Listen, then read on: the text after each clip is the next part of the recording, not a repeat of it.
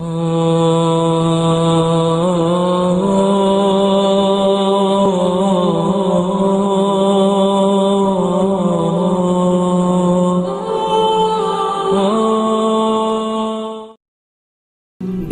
Context میں صحیح مسلم میں آپ کو کتاب الجہاد چیپٹر میں ایک بڑی ڈیٹیل حدیث ملے گی سیدنا سلمہ ابن اکوع سے.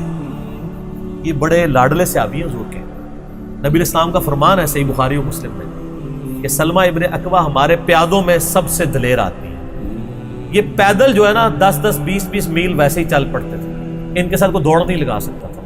اس اکیلے بندے نے 30 کافروں کو مار کے پیدل جا کے ان کے پیچھے نبی اسلام کے اونٹ چھڑوا کے لے آئے تھے.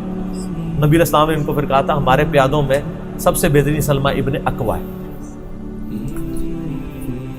اور یہ سلمہ ابن اکوع وہی ہیں جن کے بارے میں الادب المفرد میں آتا ہے کہ 2 تابعین ان کو ملنے کے لیے جاتے ہیں تو سلمہ ابن اکوع کہتے ہیں کہ یہ میرے 2 ہاتھ ہیں جن سے میں نے نبی اسلام کے ساتھ مصافحہ کیا، آپ کی بیعت کی. تو وہ تابعین کھڑے ہو کے ان کے ہاتھوں کو چومتے ہیں، جو میں نے بتایا کہ ہاتھ چومنے کی دلیل ہے اگر حد رکوع تک نہ چکا جائے. یہ سلمہ ابن اکوع وہ ہیں. سلمہ ابن اکوع صحیح مسلم میں آتا ہے، وہ کتاب الجہاد چیپٹر میں وہ کہتے ہیں کہ جب غزوہ خیبر کا موقع آیا تو آپ کو پتہ ہے مستدرک الحاکم میں ڈیٹیل ہے کہ کئی ایک اصحاب گئے ہیں لیکن کامیاب نہیں ہوئے. تو کہتے ہیں ان کا سردار تھا مرہب، وہ نکلا تو اس نے کہا کہ اس نے اشعار پڑھے کہ میں مرہب ہوں، ہتھیاروں سے لیس ہوں، اور میں میدان جنگ کا یعنی سپہ سالار ہوں. سارا خیبر جانتا ہے کہ میرے لیول کا کوئی بندہ نہیں ہے. تو وہ کہتے ہیں میرے چچا تھے سیدنا عامر، وہ اس کے مقابلے کے لیے نکلے. لڑائی کے دوران سیدنا عامر نے اس کا جب وار اپنی ڈھال پہ روکا نا تو اس کے بعد انہوں نے تھوڑا جھک کے اپنی تلوار جب نکالی نا تو غلطی سے ان کی تلوار سلپ ہو کے اپنی رگ کٹ گئی ان کی ہاتھ کی.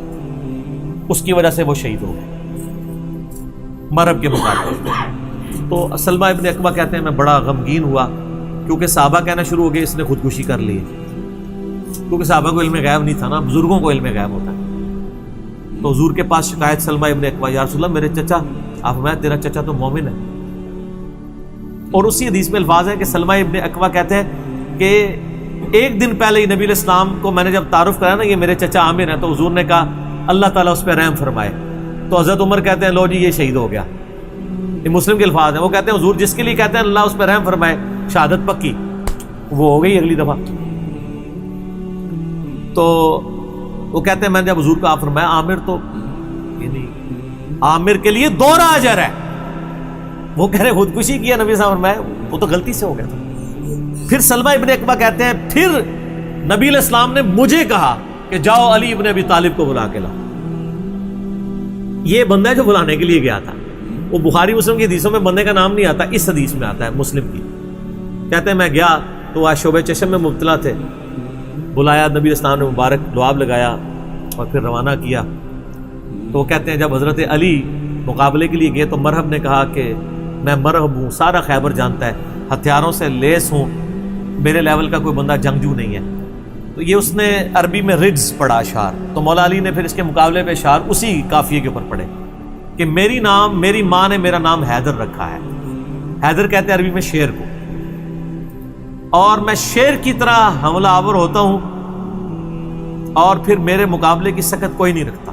یہ کوئی تکبر نہیں تھا، وہ میں کی بات لوگ کر رہے ہیں نا.